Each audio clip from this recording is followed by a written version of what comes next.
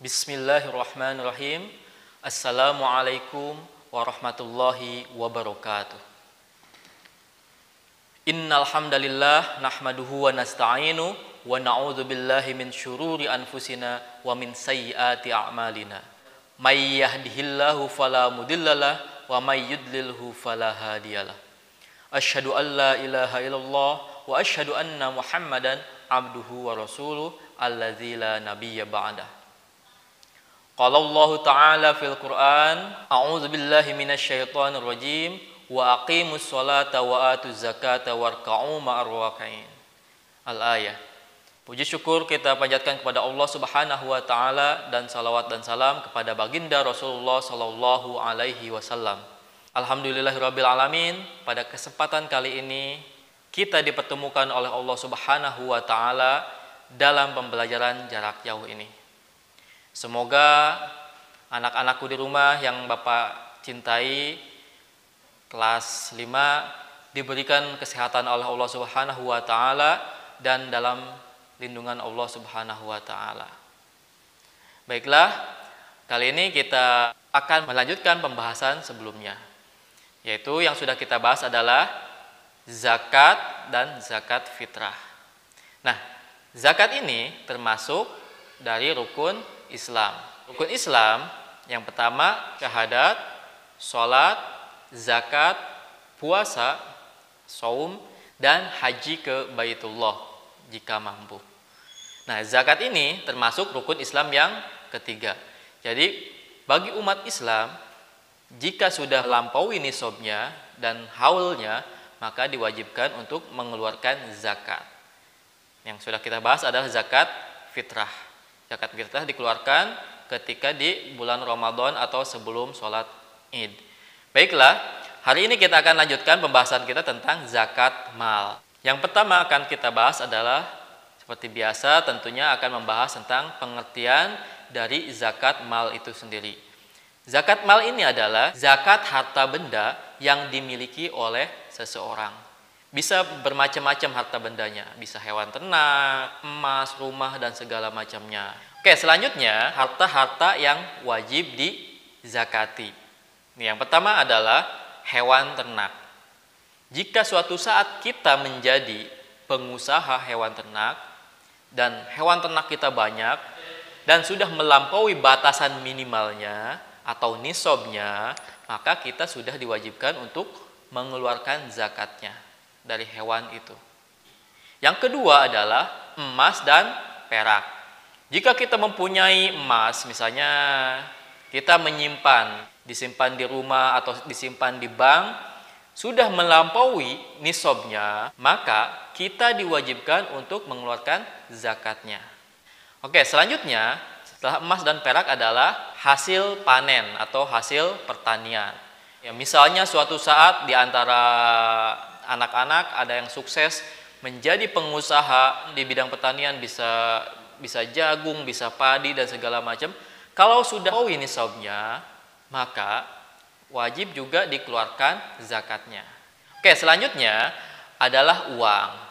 Kalau kita mempunyai uang ya yang sudah melampaui nisabnya, misalnya kita nabung di bank atau disimpan di rumah atau bagaimanapun ya bentuknya, maka kita diwajibkan untuk dikeluarkan zakatnya ketika sudah melampaui nisabnya dan haulnya. Yang selanjutnya adalah barang dagangan. Mungkin di antara anak-anak ada yang sukses jadi pedagang dan hasil perdagangannya sudah melampaui nisab, maka diwajibkan pula untuk mengeluarkan zakatnya. Nah, itu harta-harta yang wajib dizakati. Yang pertama adalah hewan ternak, emas perak, hasil pertanian, uang, dan barang dagangan. Baiklah, kita lanjutkan. Sekarang nisab dan haul zakat mal. Oke, yang pertama nisab. Nisab ini batas minimal harta yang kita miliki. Batasnya berapa? Batasnya ini adalah senilai 85 gram emas murni. Jadi kalau tadi misalnya peternakan, pertanian, perak, atau emas, uang, dan segala macamnya, kalau sudah senilai dengan 85 gram emas, maka sudah diwajibkan dikeluarkan zakatnya. Kalau sebelum itu, belum diwajibkan untuk dikeluarkan zakatnya. Yang kedua adalah haul. Haul ini satu periode masa berlangsungnya usaha. Untuk peternakan, pertanian, emas, perak, dan uang, haulnya adalah 1 tahun. Tapi untuk pertanian, haulnya ketika panen. Setiap panen, kalau sudah melebihi nisab, maka diwajibkan dikeluarkan zakatnya. Tapi seandainya ketika panen, hasilnya masih di bawah nisab, maka belum diwajibkan untuk menunaikan zakat. Selanjutnya adalah mustahik zakat. Mustahik zakat ini maksudnya adalah orang-orang yang berhak untuk menerima zakat.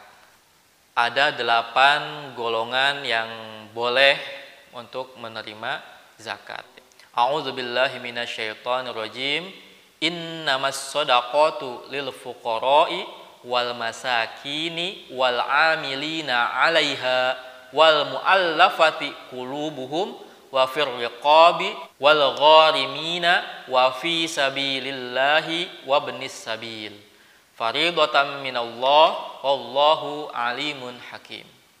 Jadi di situ disebutkan ya, orang-orang yang berhak menerima zakat adalah yang pertama orang fakir. Orang fakir ini adalah orang yang tidak mempunyai harta dan usaha untuk memenuhi kebutuhan hidupnya. Dan juga tidak ada orang yang menanggung untuk memenuhi kebutuhan hidupnya. Dan yang kedua adalah orang miskin. Orang miskin ini orang yang mempunyai harta dan usaha tetapi tidak cukup untuk memenuhi kebutuhan hidupnya.